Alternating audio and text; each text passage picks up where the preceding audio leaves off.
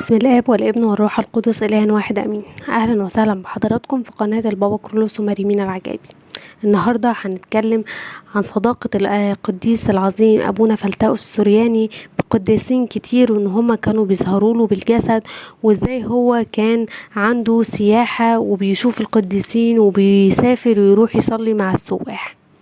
بس قبل ما نعرف تفاصيل القصة والمعجزة بتاعت النهاردة، ياريت اللي بيسمعنا لأول مرة يدعمنا باشتراكه في القناة ويفعل زر الجرس على الكل علشان يوصلكوا كل إشعار بتقدمه قناة البابا كرولوس ومريمين العجائبي. تعالوا بينا نتعرف النهاردة معجزتنا وقصتنا بتحكي وتقول ايه بناء على اللي قاله أبونا فلتاؤس وحكاه بنفسه. أبونا فلتاؤس كان بيحب جدا جدا القديسين العظيمين مكسيموس ودوماديوس، ولاد الإمبراطور الروماني فالنتينيانوس، وكان بيحبهم جدا. وبيقول حكى مرة ويقول أنا مرة اشتريت بلوفر ب6 جنيه وسبته في القلاية. بيقولوا بعدها بكام يوم كنت برا القلاية، وانا داخل القلاية لقيت القديسين مكسيموس ودوماديوس وكأنهم عاوزين ياخدوا البلوفر بتاعي. واحد منهم يقول انا اللي هاخد البلوفر، والتاني يقول لا انا اللي هاخده. وبيقول لما شفت كده قلت لهم لا يا جماعة، البلوفر ده بتاعي، انا مشتريه ب6 جنيه علشان البرد. فضحكوا وقالوا له خلاص احنا هنسيبهولك. ويقول ان هم يعني كانوا بيحبوا يضحكوا معايا، ويقول ان هم شكلهم حلو خالص خالص زي ولاد الملوك فعلا، لان هم ولاد ملك فعلا. بيقول وبرضو من ضمن صداقته أبونا بقديسين مكسيموس ودومانيوس، بيقول مرة تنيح أحد رهبان الدير، بيقول فراح ضمن الآباء يعني عشان يحضر الجنازة. بيقول لما طلعنا من الكنيسة ورا الصندوق لقيت القديسين مكسيموس ودوماديوس قدامه كده ماشيين ورا الجثمان بتاع أبونا اللي تنيح ده. بيقول أول ما وصلنا للطفوس طلعوا فوق الطفوس من فوق وهم بيبصوا على ابونا كده. وبعد ما الصندوق بتاع الاب الراهب المتنيح ده دخل الطفوس اختفوا من فوق الطفوس. وكمان بيقول الأنبا بنيامين أسقف المنوفية السابق حب ان هو يخرج رفات القديسين مكسيموس ودوماديوس وعمل لهم مقصورة مخصوصة ليهم في الكنيسة، وبدأ فعلا ان هو يحفر جوه الكنيسة عشان يشوف جثمان ويطلع جسد ورفات القديسين مكسيموس ودوماديوس. في الوقت ده بيقول ظهروا القديسين لأبونا فلتاؤس، بيقول ظهروا له يعني في رؤية وقالوا له ان إرادة ربنا مش هتسمح بظهور جسدهم لأن هم عاشوا غرباء وماتوا غرباء. بيقول فدي إرادة ربنا ان أجسادهم تظل مختفية وما تظهرش.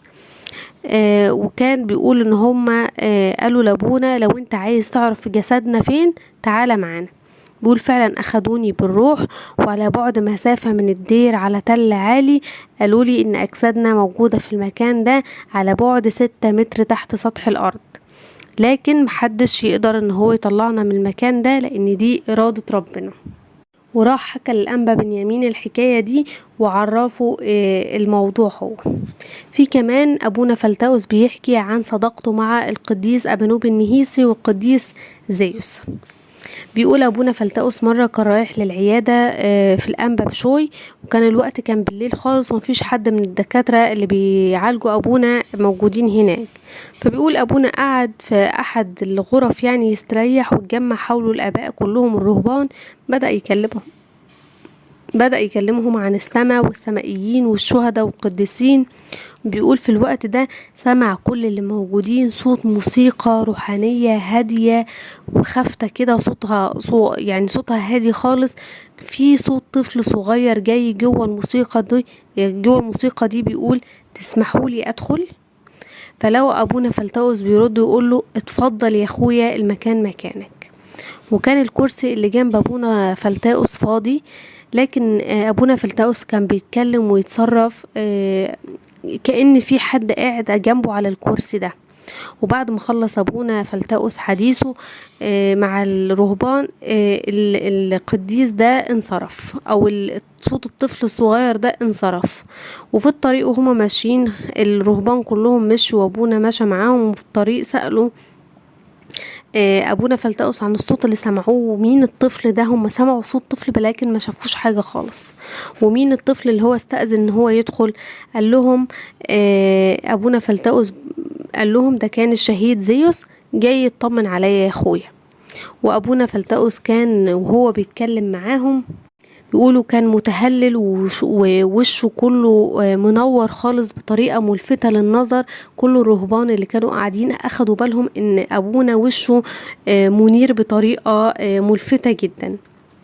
وقبل نياحة أبونا فلتأس بسنين، شوية سنين يعني، كان جاله إصابة بالفتق، وكان لازم إن هو يعمل عملية جراحية عشان كان خايف من العملية دي جدا، لأنه كان كبير في السن وكان عنده السكر.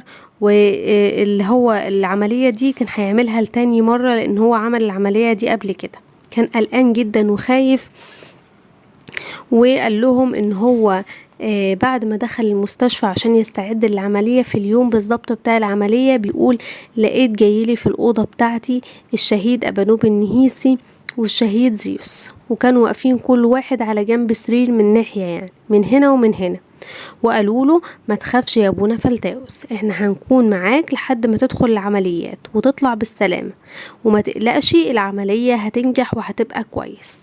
بيقولوا فعلا قعدوا معايا حوالي 4 ساعات. ولما جه طاقم التمريض علشان ينقلوا ابونا بالترولي لأوضة العمليات، كان شايفهم وهم واقفين جنبه وماشيين معاه لغاية ما دخل أوضة العمليات، وتنوا واقفين معاه لغاية ما الدكتور خدره وما بقاش حاسس بحاجة. وفعلا بيقول العملية تمت بنجاح زي ما وعدوا الشهيدين أبانوب وزيوس. كمان كان في واحد من الآباء الكهنة كان بيقضي فترة 40 يوم في دير السوريان، وكان بيتعرض لبعض حروب الفكر اللي كانت بتزعجه وتقلقه جدا جدا.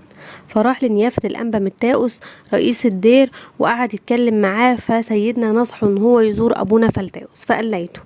وفعلا أبونا ده راح لأبونا فلتاوس وقعد يخبط على الباب كتير جدا جدا، لكن محدش كان بيرد. وأثناء ما هو بيخبط اتفاجئ ان الباب مفتوح. فايه قال ظن ابونا فلتأس موجود جوه في الأوضة نايم، فدخل وبدأ ينادي على ابونا، ما لقاش حد. فقعد يدور على ابونا في كل مكان في القلاية، خايف لا يكون ابونا يكون حصل له حاجة، وقع اغمى عليه. فدور وفتش على ابونا في كل القلاية، فما لقاش ابونا موجود خالص جوه. فخرج وقفل الباب وراه وقعد قدام القلاية مستني ابونا فلتأس يجي. قال يمكن يكون راح مشوار ويجي بعد شوية. وبعدين وهو قاعد بيفكر كده لقى مفاجأة حصلت، ان ابونا فلتاوس طلع من القلاية بتاعته ووشه بيلمع ومنور بطريقة ملفتة جدا. وقعد يشخط في ابونا ده كتير جدا ويعنفه ويقول له ازاي انت تدخل القلاية في غيابي. وقال له ابونا ده من دهشته قعد يلح على ابونا فلتاوس عشان عايز يعرف هو كان فين وجه منين. فرد ابونا فلتأس بعفوية وكده وقال له انا يا اخويا كنت بحضر عيد نياحة البابا كرولوس السادس مع الشهيدين ابانوب وشورى. وبعدين خرج من جيبه ازازة زيت عليها صورة مريمينا والبابا كرولوس واداها له وقال له ادهن من الزيت ده وانت هتستريح. وفعلا ابونا عمل كده ودهن من الزيت، والفكر اللي كان بيتعبه ده ما عادش بيجيله تاني. كمان من ضمن صداقة أبونا فلتاوس بالقديسين كانت صداقته جميلة جدا مع الشهيد العظيم مريمينا العجايبي. بيقول أبونا فلتاوس إن هو راح للدير الشهيد العظيم مريمينا بعد 25 سنة من خدمته هناك. بيقول إن هو توجه لمزار البابا كرولوس وسجد عند جسد البابا كرولوس، وبعدين راح لمضيافة الدير.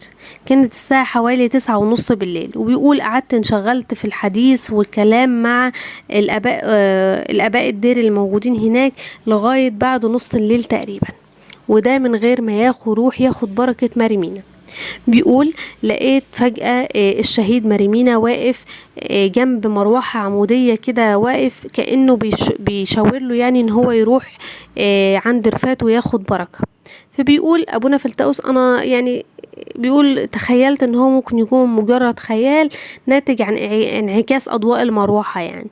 فبيقول محطش في باله اللي هو شافه. بيقول بعد 5 دقايق ظهر مرة تانية، ولكن كان المرة دي بطريقة أوضح من المرة اللي قبلها، وكان متجسد جدا بجسمه كله.